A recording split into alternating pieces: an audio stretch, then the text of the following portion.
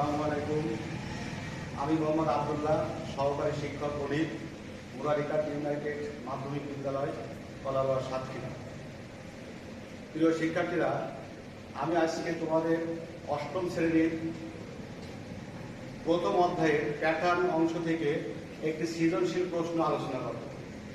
যে সৃজনশীল প্রশ্ন তোমরা বোর্ডে দেখতে পাচ্ছ, একটা প্রশ্ন দেওয়া আছে 5, 13, 21, 29, 37 ডট ডট ডট ডট। এইটা দেওয়ার অর্থ হচ্ছে আসলে অসংখ্য সংখ্যা দেওয়া আছে। এর প্রথম প্রশ্ন বলছে যে 29 ও 37কে দুইটি বর্গের সমষ্টি রূপে প্রকাশ করো। খতে বলা আছে তালিকার পরবর্তী 4টি সংখ্যা নির্ণয় করো। গতে বলা হচ্ছে তালিকার প্রথম 50টি পদের সমষ্টি নির্ণয় করো। তাহলে আমরা এখানে অধ্যায় 1-এর সৃজনশীল প্রশ্ন দাগ নাম্বার 11 এর ক নাম্বার প্রশ্নের যে সলিউশন আমরা এখন করতে যাচ্ছি সেটাকে বলা হচ্ছে 29 ও 37কে দুইটি বর্গের পূর্ণরূপে প্রকাশ করো। তাহলে আমি এখন যে অ্যান্সারটা করতে যাচ্ছি 11 ক। 11 কতে আছে প্রথমে দেখো 29। তাহলে 29 সমান আমরা কি লিখতে পারি 25 যোগ 4। 25 যোগ 4 মানে 29। এখানে আমরা 28 যোগ 1 লিখতে পারতাম, কিন্তু 28 যোগ 1 লিখতে পারবো না। আমাদের শর্ত হচ্ছে বর্গের সমষ্টি রূপে বর্গ হইতে হবে, এমন সংখ্যা নিতে হবে যেন সেটাকে পূর্ণ বর্গ হয়। তাহলে পূর্ণ বর্গ আমাদের 1 square, 2 square, 3 square, 4 square, 5 square, 6 square, 7 square, 8 square, 9 square, 10 square, এভাবে ইত্যাদি ইত্যাদি আমাদের পূর্ণ বর্গ সংখ্যা। সেই জন্য আমরা এখানে 21 যোগ 8 নিতে পারবো না, আর ওটা কোনোটাই পূর্ণ বর্গ না। আবার আমি এখানে 14 যোগ 15 নিই, ওটাও কিন্তু পূর্ণ বর্গ না। যার কারণে আমাদের পূর্ণ বর্গ হচ্ছে 25 যোগ 4। তাহলে 25 যদি আমরা এখন এটাকে ভাঙাই তাহলে কি হবে 5 স্কয়ার প্লাস 2 স্কয়ার। আর একটা দেওয়া আছে 37, এবং 37 সমান আমরা লিখবো 36 যোগ 1। তাহলে 36 কি হচ্ছে 6 স্কয়ার যোগ 1 স্কয়ার। এখন এখানে একটু খেয়াল করো, আমি তো 37টা বানাইছি। 37 যদি এরকম হয় 20 যোগ 17 তাও কিন্তু লেখা যায়, কিন্তু 20 যোগ 17 তো পূর্ণ বর্গ না। তাহলে এমন দুইটা সংখ্যা হিসেবে সেটা হলো পূর্ণ বর্গ সংখ্যা হয়। তাহলে আমাদের রেজাল্ট হচ্ছে কি 37কে দুইটি বর্গের সমষ্টি প্রকাশ করা, মানে আমাদের এটাই আনসার। তোমরা এটা লিখে নিবা, এটাই কিন্তু আমাদের উত্তর। একটা উত্তর হচ্ছে 5 স্কয়ার, আর একটা উত্তর হচ্ছে 2 স্কয়ার, আর একটা হচ্ছে 6 স্কয়ার প্লাস 1 স্কয়ার। আমরা 1 নম্বর প্রশ্নের সমাধান শেষ করলাম। ক ক শেষ। এবার হচ্ছে খ। খ দেখো কি বলছে। খতে বলছে তালিকার পরবর্তী 4টি সংখ্যা বের করো। তালিকার পরবর্তী 4টি সংখ্যা মানে এখানে 5, 13, 21, 29, 37 দেওয়া আছে। তাহলে এর পরবর্তী যে 4টি সংখ্যা বের করতে হবে। তাহলে আমরা এখানে কি লিখবো, লিখবো যে প্রদত্ত তালিকা বা তালিকার সংখ্যাগুলো। তালিকার সংখ্যাগুলো 5, 13, 21, 29, 37 ডট ডট ডট। যখন এরকম থাকবে পরবর্তী 4টি সংখ্যা বের করতে বলা হবে, তখন এর পার্থক্য বের করতে। পার্থক্য বের করার নিয়ম কি, দ্বিতীয় পদ বিয়োগ প্রথম পদ, তৃতীয় পদ বিয়োগ দ্বিতীয় পদ, চতুর্থ পদ বিয়োগ তৃতীয় পদ, পঞ্চম পদ বিয়োগ চতুর্থ পদ। তাহলে আমরা এখন কি লিখবো, পার্থক্য লিখবো। পার্থক্য লিখবো কি দেখো, 13 থেকে 5 বাদ দিলে হয় 8, ঠিক এই মাঝখান বরাবর লিখবো 8। 21 থেকে 13 বাদ দিলে হয় 8, 29 থেকে 21 বাদ দিলে 8, 37 থেকে 29 বাদ দিলে 8। তাহলে আমরা এখানে খেয়াল করছি কি, এখানে প্রতিবার পার্থক্য কিন্তু 8, তাই না? এখানে প্রতিবার পার্থক্য আমাদের 8 দেখতে হবে, যে এখানে প্রতিবার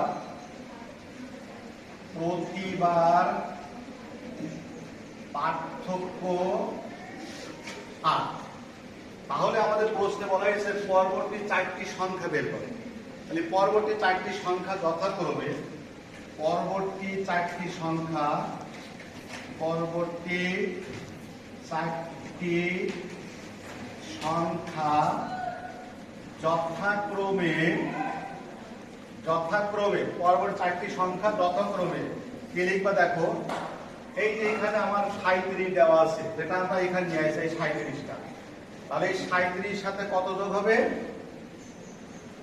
37 কত যোগ হচ্ছে? 28 7 15, 8 যোগ হলো 45। তারপর কি হবে? 45 সাথে কত যোগ হবে? 45 সাথেও 8 যোগ, তাহলে 53। 53 সাথে কত যোগ হবে? 8 হচ্ছে 61। 61 সাথে কত যোগ হবে? 8, তাহলে হচ্ছে আমাদের 69। একটু খেয়াল করো, আমরা যদি এখন 45 থেকে 8 বাদ দিই তাহলে 37 হয়। আবার 53 থেকে যদি 45 বিয়োগ করি তাও দেখো 5 আর 13 হয়, 8 হয়। আবার যদি 61 আর 53, তাহলে 61 থেকে 53 তাহলে আমাদের কত আছে? 3 আর কত হলে 11 হয়, 8। আবার 61 আর 69 তাহলে 11 কত হলে 9। তাহলে আমাদের খ নম্বরে যে প্রশ্নটা আছে তারও অ্যান্সার কিন্তু আমরা পেয়ে গেছি। তাহলে আমরা এখন রেজাল্ট লিখবো কি? যে নির্ণীত পরবর্তী চারটি সংখ্যা। রেজাল্ট লিখবো, রেজাল্ট নির্ণীত পরবর্তী চারটি সংখ্যা যথাক্রমে, এই কথাটা লিখবা, যথাক্রমে চারটি সংখ্যা যথাক্রমে আমাদের আছে 45, 53, 61 এবং 69। প্রিয় শিক্ষার্থীরা, তোমরা কি ক্লিয়ার বুঝতে পেরেছো? আমি আবারও একটু দেখাচ্ছি। যখনই পরবর্তী চারটিটা সংখ্যা বের করতে বলা হবে, এখানে পার্থক্য বলে নাই, বলেছে চারটি সংখ্যা বের করে, তখন আমরা কি করব? এইখান থেকে দ্বিতীয় পদ থেকে প্রথম পদ বাদ দেব, আবার তৃতীয় পদ থেকে দ্বিতীয় পদ বাদ দেব, চতুর্থ পদ থেকে তৃতীয় পদ, পঞ্চম থেকে চতুর্থ পদ, পাশাপাশি দুইটা পদের পার্থক্য, আর পার্থক্য মানে তো বিয়োগ। এবার যে পার্থক্যটা পাচ্ছি, এই পার্থক্যটা শেষের যে সংখ্যা থাকবে এর সাথে যোগ করে দিলাম। যোগ করে দিলে একটা সংখ্যা পাচ্ছি, যেটা রেজাল্ট পাচ্ছি, ওই রেজাল্টের সাথে আর একটা 8 যোগ করবো 8।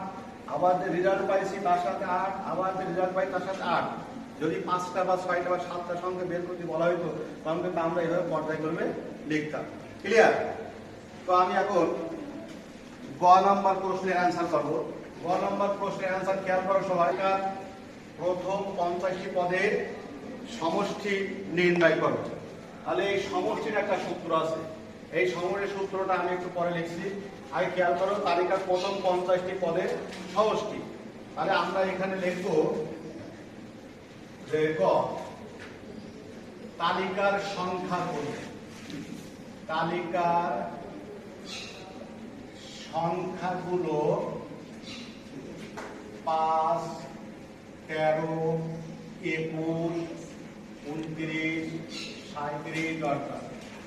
তাহলে পার্থক্য হচ্ছে এখানে 8, এখানে 8, এখানে 8, এখানে 8। তাহলে প্রতিবার পার্থক্য হলো 8। তাহলে প্রথম পদ কবে? এখানে এবার লিখবো প্রথম পদ, এখানে প্রথম পদ 5। আর খেয়াল করবো পার্থক্য কিন্তু 8, তাহলে 8 নিবা। 8 গুণ 1, প্রথম পদ মানে আমরা এখানে 1 ধরে নেব, 1। তাহলে 8 এর যদি 8 হয়, আমরা তৈরি করবো কত? 5 তৈরি করবো। তাহলে এর থেকে বিয়োগ হয়ে যাচ্ছে কত? 3, তাই না? এর থেকে বিয়োগ হচ্ছে কিন্তু 3। এইবার লিখবো আমরা দ্বিতীয় পদ। দ্বিতীয় পদ আছে কত? 13। তাহলে এই যে পার্থক্য 8 হয়েছে, এর সাথে আমরা দ্বিতীয় বার 2 গুণ করবো, 8 গুণে 16, তাহলে এখানে হচ্ছে 3। তারপরে লিখবো তৃতীয় পদ। তৃতীয় পদ দেওয়া আছে 21। 8 গুণ 3 বিয়োগ 3, খেয়াল করো 3 আসা 24 বিয়োগ 3। তারপর চতুর্থ পদ দেওয়া আছে 29। চতুর্থ মানে 4, তাহলে 4 আসা 32 বিয়োগ 3, আমাদের হয়ে যাচ্ছে 29। তারপর দেওয়া আছে 37, তারপর দেওয়া আছে পঞ্চম পদ। পঞ্চম পদ আছে 37। 8 গুণ পঞ্চম মানে কত? 5, তাহলে 5 আসা 40 বিয়োগ 3। এইভাবে কিন্তু আমাদের শেষ। আমরা এখানে ডট ডট ডট ডট দিয়ে দেবো, এটাকে মনে করবা যে আরো আছে।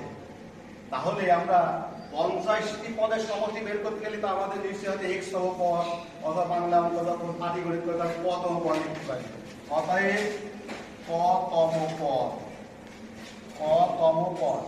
তাহলে যদি আমার সব দেখো 1 2 3 4 5 কিন্তু 8 এর জায়গায় 8 ঠিক আছে, পার্থক্য ঠিক আছে, কিন্তু তখন আমি প্রথম পদ লিখেছি 1 1 দিছি, দ্বিতীয় পদ 2 দিছি, তৃতীয় পদ 3 দিছি, চতুর্থ পদ 4 দিছি, পঞ্চম পদ 5 দিছি, ঠিক ক তম পদ। তাহলে কি হবে এখন 8 ক বিয়োগ 3, তাই না?